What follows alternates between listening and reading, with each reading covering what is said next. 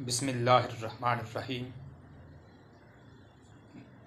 मौला यसल्ली वसल्लिम दाइमन अबदन अला हबीबिका खैर खल्क़ि कुल्लिहिम हुवल हबीबुल्लज़ी तुरजा शफ़ाअतुहु। औलाद सबसे बड़ी नेमत है। इंसान सोचता है कि मेरी औलाद तंदुरुस्त रहे, मेरी औलाद को कोई बीमारी ना लगे। औलाद अल्लाह ताला की नेमतों में से एक नेमत है। अल्लाह ताला की करम नवाजियों में से एक करम नवाजी है। अल्लाह ताला सब की औलाद को सेहत वाली, आफ़ियत वाली, तंदुरुस्ती वाली ज़िंदगी अता फ़रमाए। कोई वालिदैन ये नहीं चाहता कि मेरी औलाद बीमार हो, बल्कि हर वालिदैन की ख्वाहिश होती है कि मेरी औलाद तंदुरुस्त रहे और सेहत वाली रहे और हयाती वाली रहे। अल्लाह ताला सब की औलाद को सेहत वाली और तंदुरुस्ती वाली ज़िंदगी अता फ़रमाए।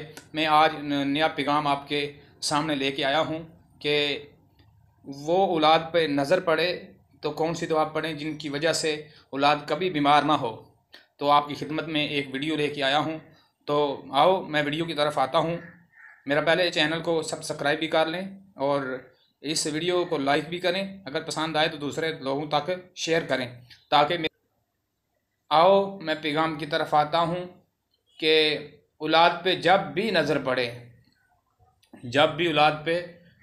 पड़े तो ला हौला वला कुव्वता इल्ला बिल्लाह अशहदु अन्नल्लाह अला कुल्ली शैइन कदीर। जब भी नज़र पड़े औलाद पे, बच्चे पे जब भी नज़र पड़े तो ये दुआ पढ़ें, ला हौला वला कुव्वता इल्ला बिल्लाह अशहदु अन्नल्लाह अला कुल्ली शैइन कदीर। अल्लाह के फजल से, इस दवा की बरकत से आपकी औलाद कभी बीमार नहीं होगी, बच्चा तंदुरुस्त हो जाएगा। अगर वालिदैन बूढ़े हैं तो उन पे भी ये दुआ पढ़ें। अल्लाह ताला वालिदैन को भी शफ़ाए कामिला अता फ़रमाता है।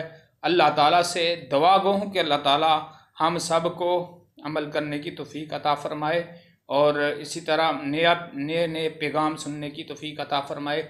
मेरे चैनल को सब्सक्राइब कर लें ताकि मेरी हर नई वीडियो आप तक बआसानी पहुँच सके। अस्सलामु अलैकुम रहमतुल्लाहि व बरकातुहू।